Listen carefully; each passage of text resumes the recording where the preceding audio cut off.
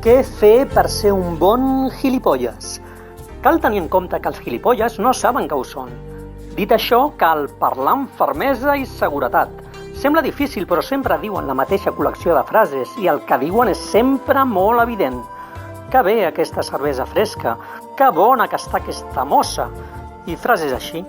Un gilipolles de nivell ha d'estar bo. Gimnàs i mirall són indispensables. I portar complements de vestuari, importants per despistar la seva superficialitat. Però a qui li importa ho superficial? També és important parlar amb tothom i sense miraments, amb un grau d'empatia 0. De manera que pots parlar amb un pidolaire, amb la portera, amb un a qui li han robat la cartera, amb un avi que ha caigut.